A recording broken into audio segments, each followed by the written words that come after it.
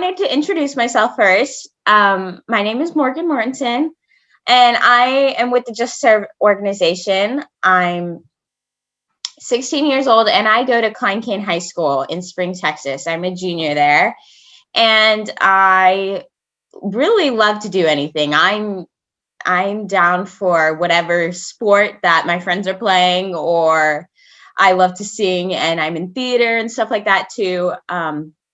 But I love indexing. So that's what I wanted to talk to y'all about today. So my love for indexing kind of started when I was like 11 years old, and I had some free time. Going back now, I wish I could be 11 and could spend as much time as I did on indexing as I did when I was 11, when life wasn't as crazy. But I would go to the family history library that's near here. And my mom would drive me there, and I learned a few other things about family history, but there was this cute old lady there. She was probably like in her late 70s, and she ran the family history library. And I saw her helping another person on a computer with like these really weird documents. And I just saw like all this crazy handwriting and stuff like that. And I was like, what in the world is that? So I asked her, and I was like, what is this that you're teaching this guy? And she was like, it's called indexing.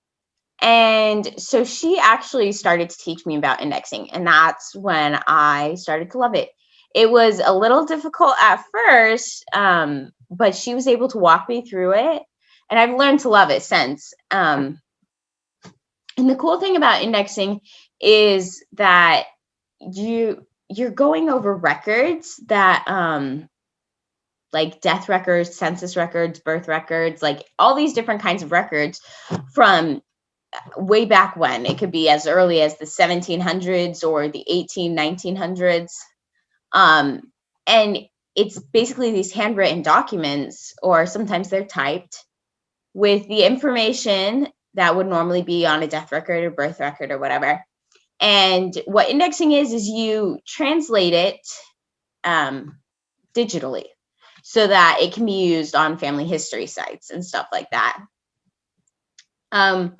So I love indexing because it helps me be able to connect with my family. And actually behind me, you can see I have a little heart. I have a picture of it right here. This is what my bulletin board looks like. And there's a lot of other stuff on the bulletin board. But the little heart, those are all names of my ancestors that I felt connected to, and that I've kind of found as I've grown my tree. And indexing helps you grow your tree because it allows you to find people that maybe were missing, or it just allows you to connect all the dots, if that kind of makes sense. So these are some of the people that I have found through indexing. And specifically, this one, his name is Ira Graff. He was one of the first people that I really felt connected to when I started this whole journey. He's in the middle of my heart because he has a special place in my heart. And I actually found him. He was missing in my family tree. We had his parents and his siblings, but he was a missing child. But we didn't know that. But because of a census record that showed up that someone had indexed, I was able to connect the dots and realize that he was their kid. So hopefully that doesn't sound too confusing, but basically when you index a record, it converts into these little, I call them Blue's Clues, but they're like little record hints. And it's like the digitized record, and it will help you add people onto your tree. Anyways, so I just kind of wanted to share with y'all how I connect to indexing and why I love it so much. So this is a little bit about indexing, and it's digitizing records, like I said, And it really is pretty simple. Like once you get the hang of it, it is super simple, and it's something you can do like while you're watching a movie or something like that. Like you're just typing and translating it to digitally. And it helps everybody find their ancestors and be able to connect ancestors. And you might not find a record that has one of your direct ancestors, but that could be someone else's direct ancestor. Anyways, okay, so this PowerPoint presentation has all the steps to indexing, but I wanted to walk you guys through it by sharing my screen. But I wanted to make this this presentation available to y'all. So I am going to type the shared link in the chat so that if I can figure out where the chat is, so that y'all can have it to reference later, if that makes sense. And I will do that in just a minute, but I'm going to go through. Okay, so the website that we use for indexing is called Family Search. So once you log in, this is what it'll look like. Now, if you don't have a login yet, we will have instructions on how to do that after the presentation, after I walk you guys through that. But what you do when you get to this homepage is you're going to go to indexing and you're going to click web indexing. They used to have indexing on a totally different software and stuff, but now they've uploaded it to Family Search. So this is what it kind of looks like once you click indexing. And these are all your different batches. So each indexing batch is consisted of a couple like records. And there are lots of different records. As you can see, there's death records, there's birth records, census records, all of the above. So when you are looking for something to index, you're going to click Find Batches right here. So over here, you can find your results, and all the records are classified as different levels of difficulty. So you can start with beginning. A lot of times there aren't very many beginning records available. See, so there's no projects found for beginning ones, but don't be scared. I promise some of the intermediate ones are not that hard, and I'm going to show you some of them. So if you get here and there are no beginning records, then you can click intermediate. A lot of times the reason why there aren't beginning records is because those get snatched up really fast. So when you look at a record, it will show you here how much of it has been indexed. 21% of it has been indexed. So everybody gets to help index in it. Anyone on Family Search who chooses this record, and you'll get like a percentage of it. You'll get a little part of the batch, if that makes sense. So like I might get 2% or whatever you want to say. So that's why the beginning ones get taken up really fast, because people see beginning one and choose it.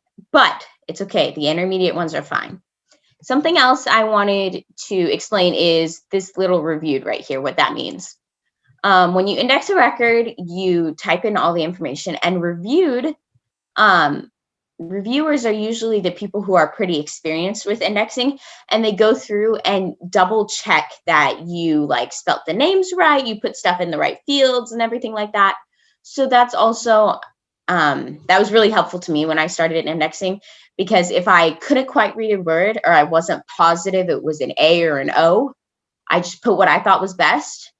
And then the people who review it are able to fix it if that's not what it actually is. So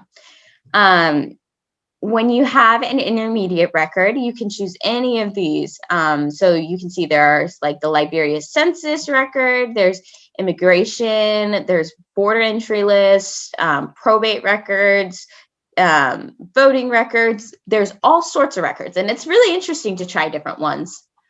You can also index records in different languages. If you speak Spanish or French or something like that, they're always looking for people to index who know different languages. And So you can change the different languages. Sadly, I learned Spanish for 2 years in middle school, and that was about it. I cannot translate in Spanish. I can only say, hi, my name is Morgan. So I'm going to stick with English. So when you look for a record, you're say I want to do this birth record right here, this US Virginia birth records, I would click index and it would bring me to it. But I already pulled out some ones for us to look at. So we're gonna start with the Liberia death records, and I'm just gonna show you that. So when you get okay, so this is what it looks like when you open a record for the first time. Now, different records look different, right? So death record's not going to look the same as a census record, but it kind of has the same layout. And I know it can look confusing at first, but don't freak out because there are lots of ways you can click question marks to know what to do. The first question it will ask you is, should this image be indexed? So actually, I'm going to first show you. Okay, you should always read the project instructions first before you click any button. Sorry, I forgot about that step. So it says what to index, and it'll show you all the different things that you need to index. And it will show you an example of how to index a record. So there's how to index a death certificate application, how to index a medical certificate, cause of death, all these different kinds of death. So if you wanted to know how to do this one, it would bring you to another tab, and it shows you examples of like one, what the deceased given name is. So that's right here. Anyways, so if you weren't exactly sure how to index a record, that tool can help you. It also helps you to know if you're supposed to index it or not. These are like the main instructions. So I would always recommend reading them. So for the first step, should this image be indexed? The options are yes, no duplicate image, or no extractable data. So this one, yes, it should be indexed because I can read it. There is lots of information and it's not a duplicate image. So like say this one got duplicated on the next one right here, then for this one I would click no duplicate image. But that doesn't happen very often, but just so you know. So I would click yes, this one should be indexed. This one looks good. I can read it. There's information. Okay, next. This one is a little bit more difficult to read, but I can still read it. Same thing with this one and this one. So this one, the handwriting isn't that bad, right? Like for the most part, we can read it. Sometimes with the more difficult ones, you'll get cursive or tricky ones like that. There's this little button right here that will show you handwriting examples. So a lot of times different handwritings for different time periods. So if you see something that looks like this, you'll know, okay, that's probably an A. So that's just something to help you out, but we shouldn't really need it for this one. Also, if a record it looks too hard to index, I'll show you how to choose a different one because that is totally fine. I do that sometimes when I'm like, wow, I really cannot read this. This just looks like a bunch of scribbles. Totally fine. Okay, so sometimes for ones like this, as you can see, this has already been filled out.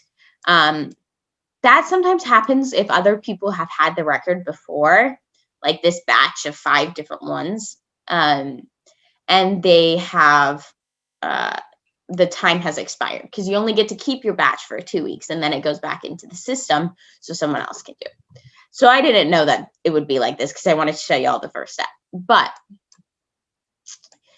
the first thing it asks is certificate or record number. And the person put 016635, which is right here. If you didn't know where that was, because sometimes there's a lot of numbers on this thing, how do you know it's not this or that or whatever? You can click the little question mark, and it'll tell you type the certificate or record number, and it says where it's usually indicated and how to type it. And then there's an example. Again, it'll show you an example, right? And this is a different kind of death record, but same thing. And then deceased given names. So it says given names and surnames. Sometimes that can be a little confusing. A given name is a person's first name, and a surname is a person's last name. A little trick I like to think of is given names. That's the name your parents give you. So if you ever get confused. So his name is James B. Wardlaw. We're going to go with that. I don't really know how to pronounce it, but it's from Liberia. So you would type those in, and then you would look for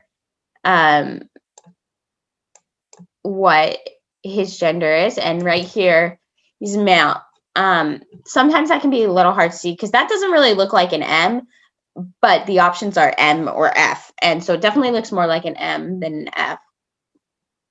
But also, if it doesn't say anything, you can never assume. Like, you don't want to look at this and be like, oh, this looks like a man, and then put male when it doesn't say that on the record. You only want to put information that is given to you. You never want to assume anything.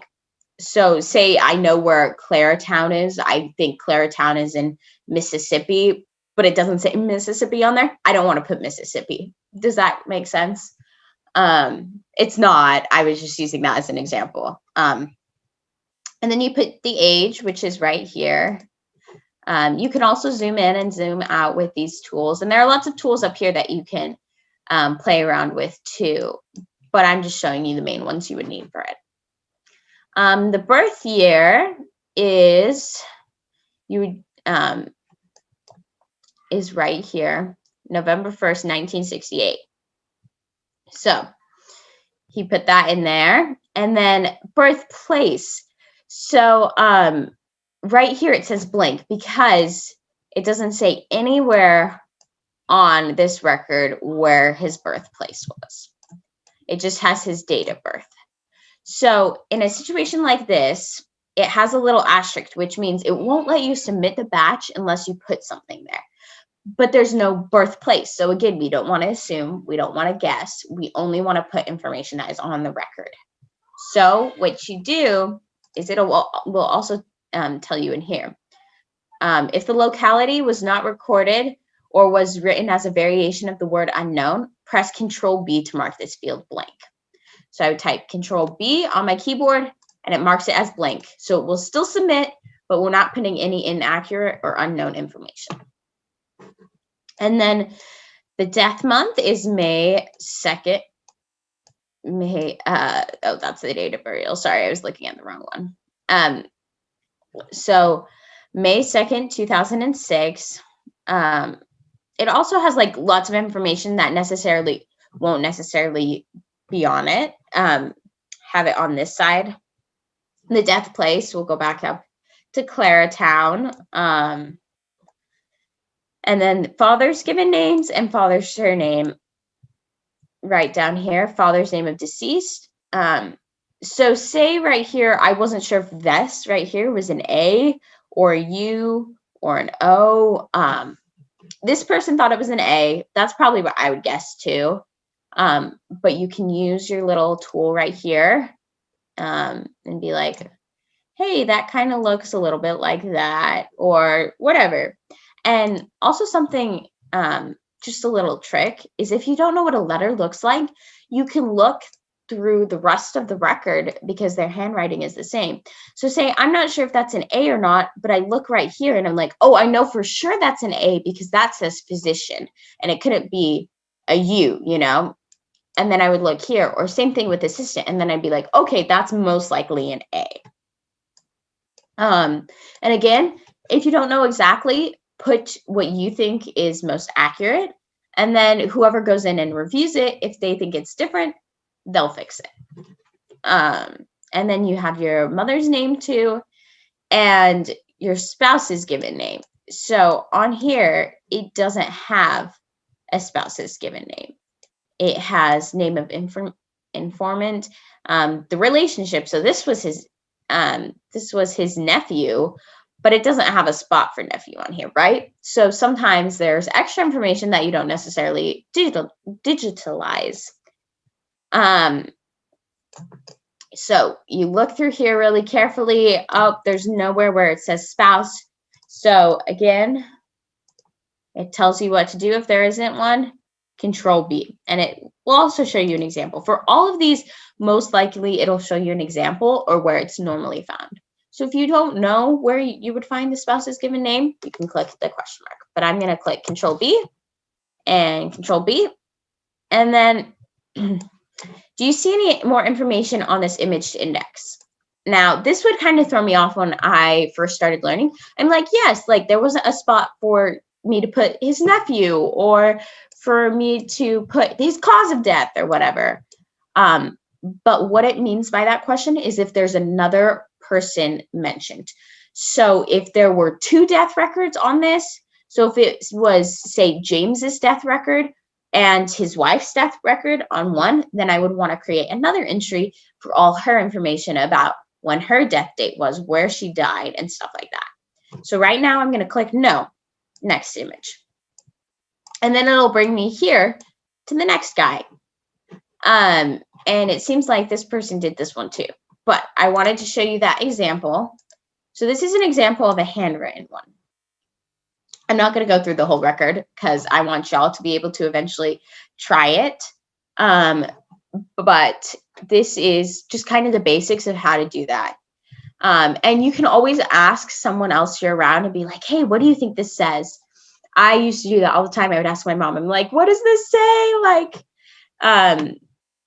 so you can ask other people. You can, sometimes what I do is if I'm not sure if this was a V or an R, but I knew what for Claretown, but I knew what country it was in, I could type in Claretown, say it was in Mississippi. We're going to go with that again. Say I know it was in the state Mississippi, most likely.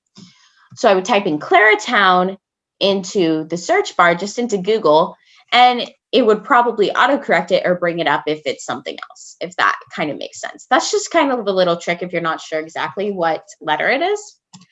But again, you just do your best. So after you're finished indexing the last record, it will ask you to submit it. No, submit match. So it does a quality check, and obviously it's not going to let me submit it because I don't have all the information in it. And it'll show you the different problems wrong with it. I have a lot of problems wrong with it because I haven't finished the record. But sometimes if you finish it all and you have like one issue, it might be because you forgot to mark this Control B because there isn't a surname for the spouse, or because you forgot to click the drop down for the gender, or whatever. So you just figure out what it is, and then it will submit it for you. A lot of times it will pop up a little box after you submit it with a little confetti, which is always cute. I used to get so excited when I was younger. I'm like, oh my gosh, it's confetti. I finished a batch. And then it'll pop up little boxes of records that are similar to it that you can also index. And so you can click on that and start a new one. That's either the same record, meaning this was just the little chunk of the Liberia death records, was this much. And then you might get another little chunk of the Liberia death records. Or it might make you do Liberia birth records or something like that, if that makes sense. So I would submit it. You can also click this to submit it, and you have to run the quality check again. This is the quality check right here that you can also click. If you're going through at it and you're like, I'm not sure if I missed something, you can click that. This also marks the field blank. So I could click that, and it just marked the the gender blank, which I don't want to do that. I'll go through and fix that later. This will mark the whole entry as blank. This one will show you the question mark, like this thing. This will add an entry. So again, if there's 2 death records on this, I can click that too, or yes, create entry 2. This will delete an entry. I've done this before where I accidentally add 5 more entries and I only needed 4. You can delete a whole entry. Anyways, this is just basically copying a bunch of different information, these little tools. Those kind of confuse me sometimes and I don't want to like mess with them. So you can use it if you want, but it's not necessary. Our little handwriting tool that we talked about. And this is what you use if you use the help function of Family Search. So something cool you can do is use help. Oh, no, sorry, that's not the right spot.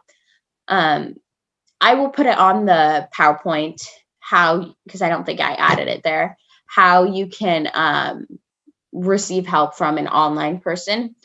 But basically, it'll just be like a tutor online or whatever that will help you through things. And if they ask you for a code so that they can look at what you're looking at, you give them this code or the link, and you share it with the helper. Oh, it'll also tell you how to share it by clicking Learn More. And then this is the international characters. And then again, right here, these are our project instructions. So I'm going to click the back arrow and go back and show you guys another example. So let's say I found this new record, this new batch, and I'm going to do US New York index to passenger lists. So I'm opening a new record. And wow, that is kind of tricky to read. See, maybe I look at that and I'm like, oh boy, this is harder than I thought it was going to be. I mean, I can read it for the most part, but like, let's just say it was too hard and you wanted something a little bit easier. You're like, okay, maybe this isn't the record for me. What you're going to do is you're going to go click the back arrow. And this was the New York passengers list. So I'm going to click manage. I'm going to click this one right here. And I'm going to click return one selected batch. So I return it, done. I no longer have to do it. Someone else can do it and I can go find another one. Now, sometimes your batches will expire. As you can see right here, I've had a few that expired in January that I didn't finish. You only get them for 2 weeks. And if you don't finish them in that 2-week time period, it will automatically return your batch back. Because it needs to be indexed. So you don't want it like sitting with a person for, 5 months and then those records never get indexed or digitalized. Okay, so I'm going to show you an example of one where it was typed and not handwritten. So you can definitely find some of these. So I'm going to open a batch here. This is the Wisconsin death records. So right here, you can see all of it is typed. So it might still look a little scary and confusing because there are a lot of different areas, but this one's a lot easier to read because if I'm looking for the place of death county, Jefferson, easy, it's typed. And the only thing that isn't typed is the signatures. So sorry, I was playing with it earlier. So this is, again, what it will look like when we first look at it. Yes, it should be indexed. Yes, it should be indexed. I can read this one. So here you can see some of it is handwritten. So sometimes you can have a combination of the two, but for the majority, it is typed. This one has a few handwritten stuff too. But dang, they have really good handwriting because I can read that super easy. And then, yes. Okay. Also, I wanted to show y'all an example of what a no extractable data would be. So I can go back here. If I end up changing my mind, I just click step 1 images. So maybe this one has no extractable data, then I would click that. but it does. I'm going to show y'all right here real quick. So this is an example of what no extractable data would be. It's super duper hard to read. It's faded, and I can't really read anything on it. I found this when I was, this was actually part of the record I just returned that I was looking at preparing for this. And these are kind of rare. Sometimes they happen more with older records, right? Because the pen fades over time. Now I can like make out some words, but for the most part, there's not really any extractable data. It's your call. The reviewers will review it. So I might do it and just type in the one name, but for the most part, there's not really a whole lot of information. So, and then a duplicate image, you would obviously be able to tell what that is. Sorry, wrong tab. Okay.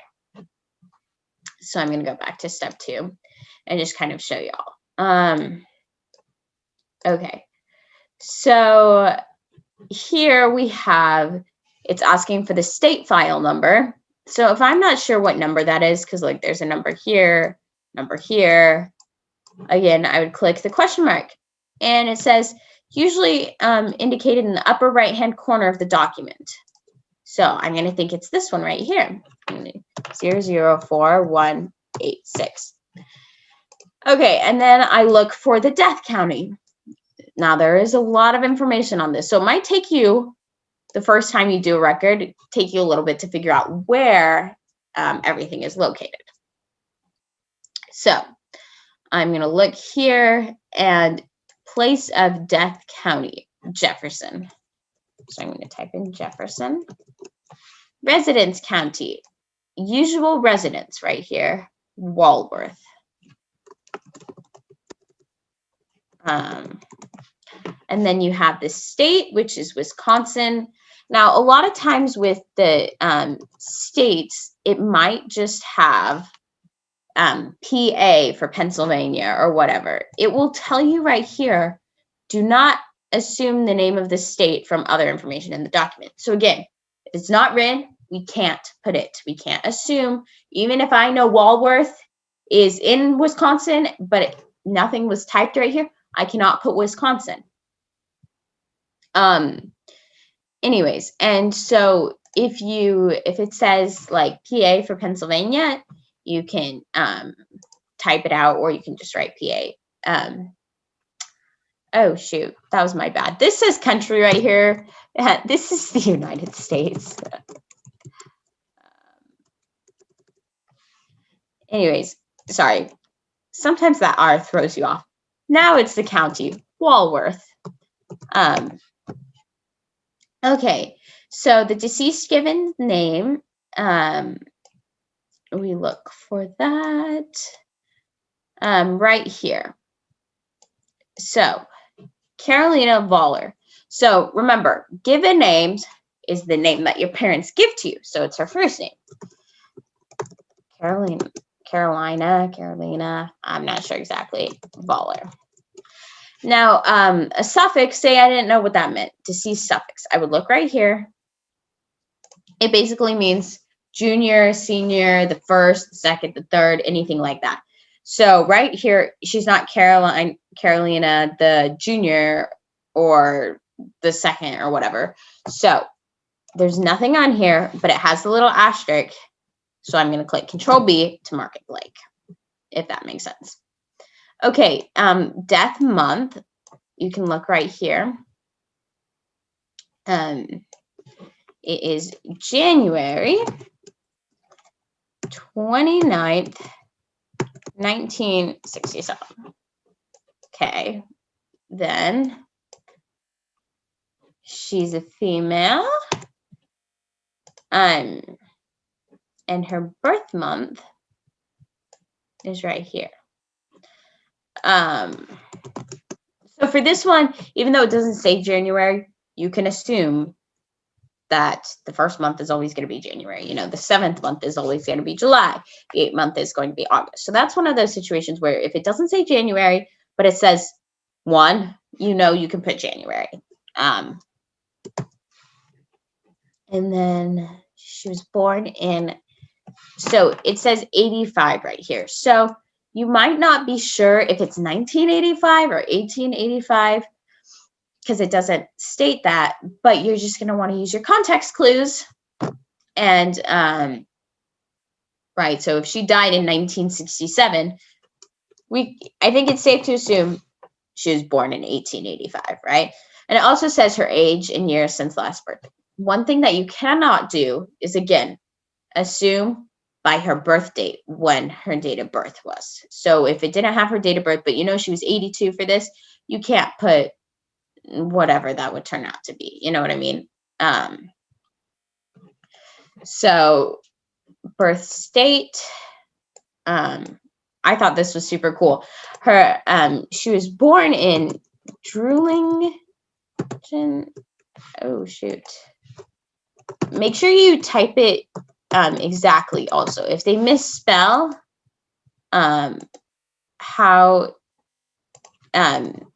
if they misspell it, you just want to type it exactly as it says on the record. So if they spell, you know, Wisconsin not correctly, you want to spell it how it's on the record. And then the reviewer will decide if they should fix it or whatever. Okay, father's surname.